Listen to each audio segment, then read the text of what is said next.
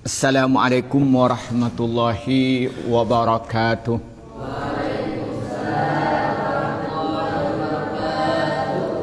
Alhamdulillahi rabbil alamin.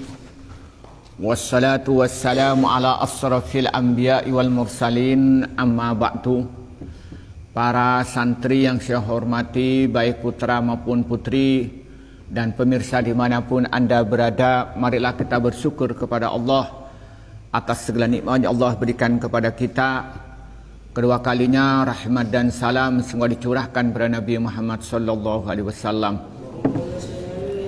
Para santri yang saya hormati, di dalam kitab Al-Kabair diceritakan satu ketika ada seorang yang hidupnya itu banyak berbuat maksiat. Kerjanya itu suka ganggu orang lain, yang kerjanya dia suka ngerampok, dan kerjanya itu suka menghina orang lain. Suatu ketika dia itu dalam perjalanan dia bertemu dengan anak yatim, yang anak yatim itu bajunya kotor, wajahnya kotor, rambutnya sudah merat-marit. Lalu oleh orang yang banyak berbuat dosa itu diambil. Singkat cerita, si anak yatim itu dimandikan, dibersihkan. Kemudian kalau sekarang mungkin ya, kalau sekarang itu diberi sabun yang bagus. Sabun apalah kira-kira itu ya? Sabun Gift lah kira-kira. Apalagi? Sabun Lifebuoy, kira-kira begitulah. Dimandikan, kemudian diberi sampo. Kalau sekarang, kalau dulu kan nggak ada sampo ya. Rambutnya dibersihkan sampai anak itu wangi. Yang dulunya kotor jadi bersih, yang rambutnya dulu nggak teratur kemudian dirapikan, digunting, jadi ganteng. Kemudian setelah itu anak itu oleh orang yang banyak berbuat maksiat tadi itu, lalu dia itu dirawat seperti dia ngerawatnya anak sendiri, bahkan lebih dari itu. Dia menyayangi anak yatim itu seperti menyayangi anaknya sendiri, bahkan lebih dari itu.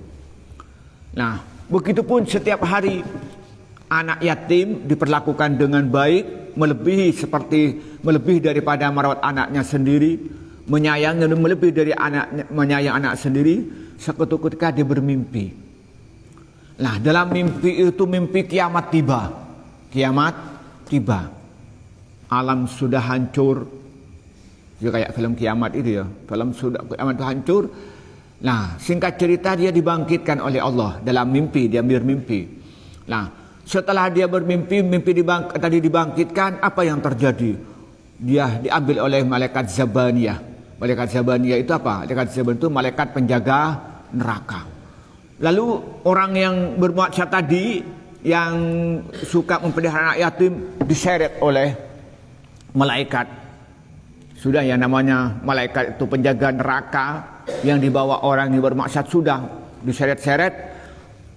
Nah, dia itu sangat hina di dalam pandangan malaikat karena banyak berbuat dosa.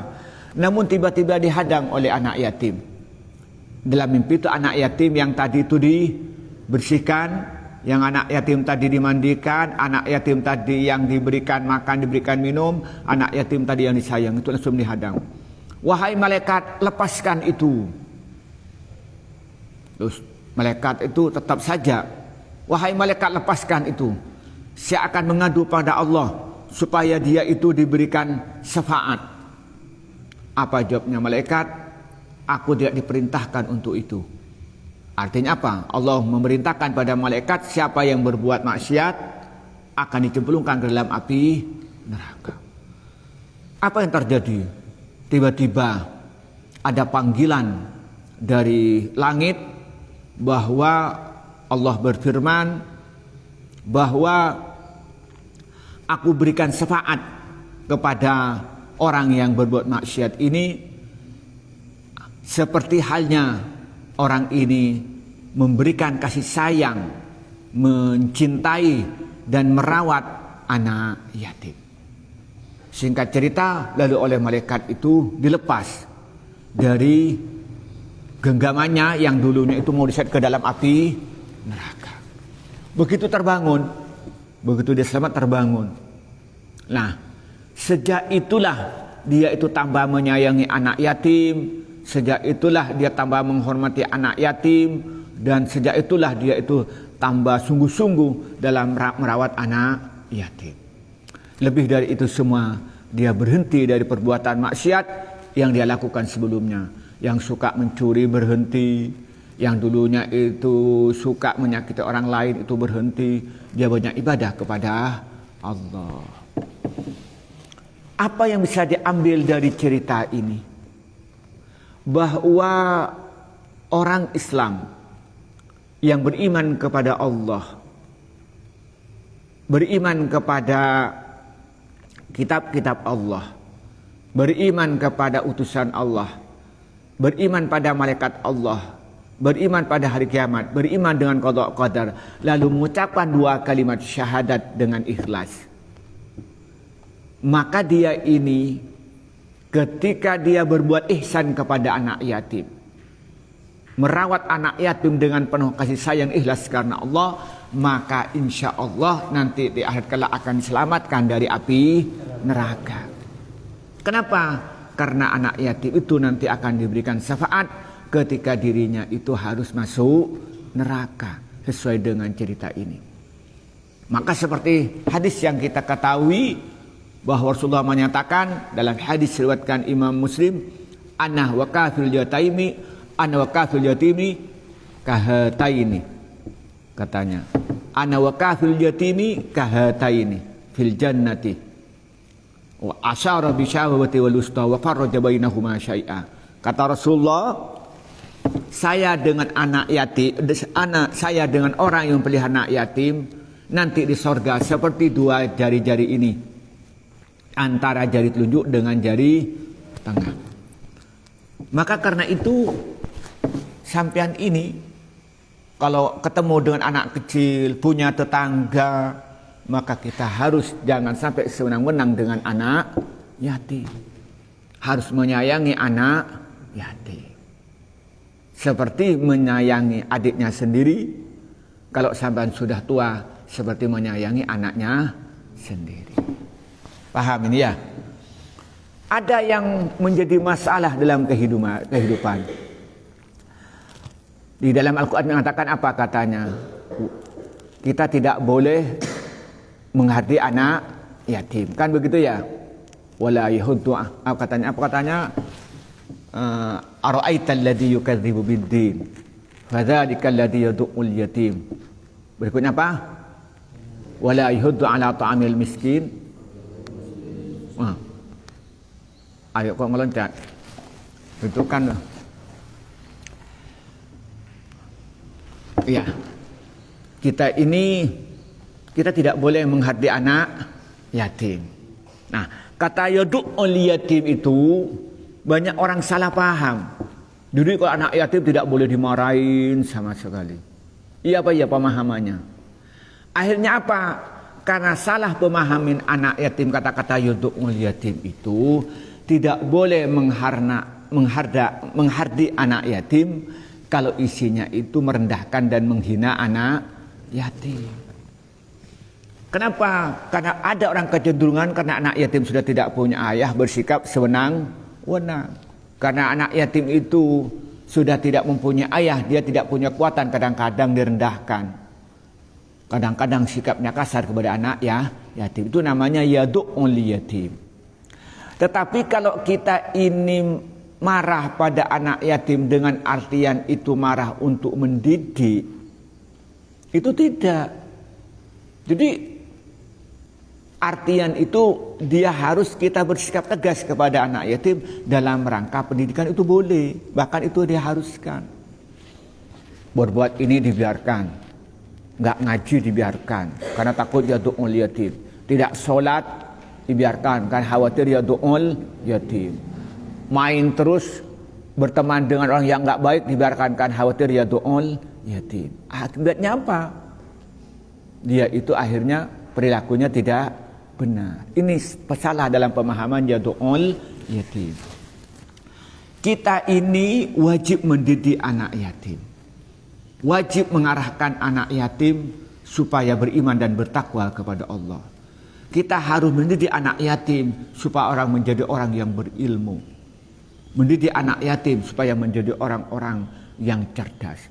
Dan sejarah membuktikan Imam Al-Ghazali itu anak yatim. Bukan Imam Ghazali maksudnya. Imam Asy-Syafi'i itu anak yatim. Sekali lagi, bukan Imam Ghazali, tapi Imam Asy-Syafi'i. Muhammad bin Idris Asy-Syafi'i itu anak yatim. Ayahnya meninggal itu sejak kecil. Kemudian oleh ibunya itu dimondokkan di sebuah desa untuk belajar bahasa Arab. Kalau orang Arab belajar bahasa Arab itu enggak kayak kita. Belajar bahasa orang Arab itu belajar orang yang ahli bahasa. Kayak kita belajar bahasa Indonesia. Sampai kan tahu bahasa Indonesia, tapi belum tentu ngerti tentang bahasa. Jadi bisa bicara bahasa Indonesia tapi tidak ngerti tentang teori bahasa Indonesia. Kan grammar nggak paham sampean. Sama orang Arab itu bisa jadi dia ngomong bahasa Arab tapi tidak ngerti nahu dan sharaf. Lalu dia disuruh belajar selama 2 tahun. Setelah pintar bahasa Arab, lalu dia dikirim ke Madinah, mondok kepada Imam Malik bin Anas. Nah, kemudian setelah itu dia pindah ke Imam Asy-Syibani sebentar. Kemudian kembali lagi pada Imam Malik bin Anas. Baru jadi ulama. Dia anak yatim. Imam Abu Hanifah juga begitu. Imam Abu Hanifah itu juga anak yatim. Dia ayahnya mati sejak kecil. Kemudian untuk bisa menyambung hidup itu dia bekerja di pasar. Dan sambil dia bekerja dia mengaji. Maka menjadi ulama besar. Jadi pengusaha besar. Di ulama yang konglomerat itu Imam Abu Hanifah.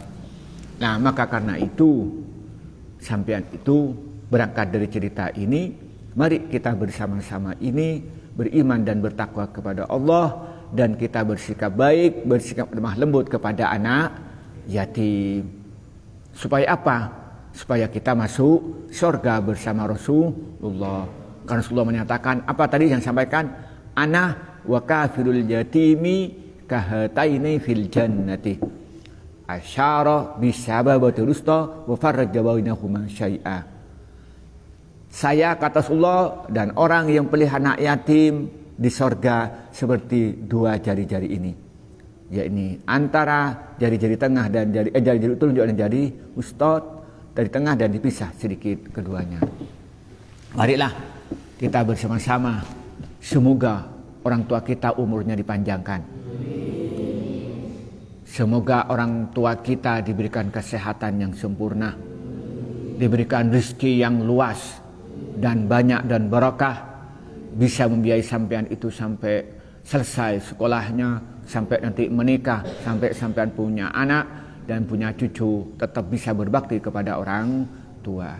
Maka karena itu, mumpung sampean punya ayah, berbuat baiklah kepada ayah kalian. Mumpung punya ibu, berbuat baiklah kepada ibunya. Coba lihat tetangga sampean yang orang tuanya meninggal, tidak bisa membiayai sampean untuk sekolah, tidak bisa membiayai untuk mondok. Alhamdulillah Allah memberikan nikmat kepada kita kesehatan dan kesehatan orang tua. Dari saya, wallahul muwaffiq ila aqwamit thoriq. Wassalamualaikum warahmatullahi wabarakatuh.